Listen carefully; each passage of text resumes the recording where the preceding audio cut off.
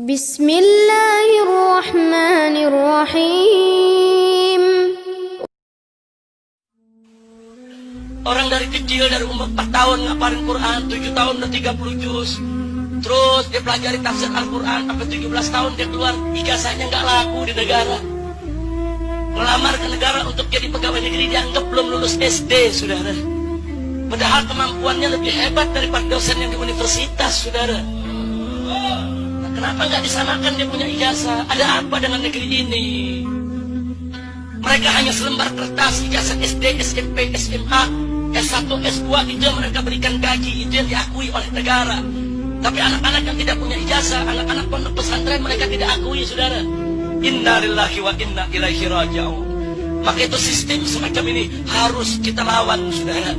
Sebelum SD itu ada, sebelum SMP itu ada, sebelum SMA itu ada. Yang menjadi benteng pendidikan di Indonesia adalah pesantren.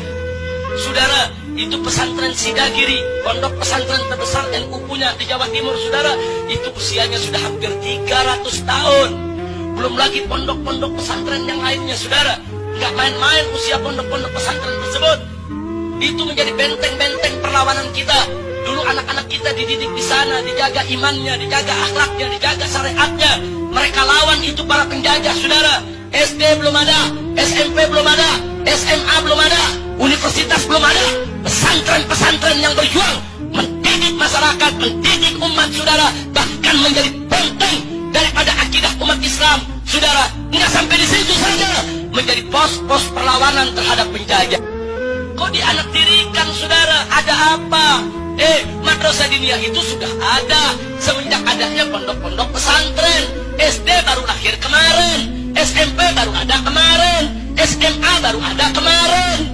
Saudara, perguruan tinggi kita baru ada setelah kita merdeka, saudara. Nah, kenapa sekarang ini kok pesantren mau dikucilkan?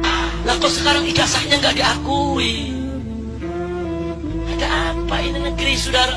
Oh, kalau mau diakui harus ikut ujian negara dulu. Mereka sudah ada sebelum negara ada, saudara. Jangan dibulak-balik. Negara Indonesia belum lahir, belum merdeka, pesantren sudah ada, saudara. Kenapa sekarang ijazah pesantren kok nggak dihargai? Mau jadi pegawai negeri nggak bisa, mau jadi tentara nggak bisa, mau melanjutkan kuliah ke perguruan tinggi negeri nggak bisa. Ada apa? Siapa bilang masa depan pesantren itu suram? Saudara, para pahlawan kita itu lulusan pesantren semua. Saudara, Panglima Besar Jenderal Sudirman yang mendirikan Tentara Nasional Indonesia itu ustadz di madrasah di Yogyakarta, saudara, lulusan pesantren. Kalau nggak ada Sudirman, lulusan pesantren yang mendirikan TNI, tentara sama polisi sampai saat ini belum ada, saudara. Jadi mesti kita tahu, saudara, lahirnya republik ini dari mana? Dari perut pesantren, dari perut kiai, dari perut ulama, saudara. Anda jangan pikir Pancasila itu yang buat Bung Karno, saudara.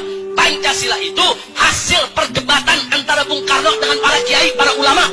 Kiai Haji Wahid Hasyim Asy'ari, saudara, pimpinan NU dan putra pendiri NU. Kiai Haji Abdul Qahar Mudzakkir, sepuh pimpinan Muhammadiyah di tahun 45, saudara. Begitu juga Kiai Haji Agus Salim, saudara, sebagai pimpinan Sarekat Islam, berdebat habis-habisan lawan Bung Karno, saudara. Kenapa?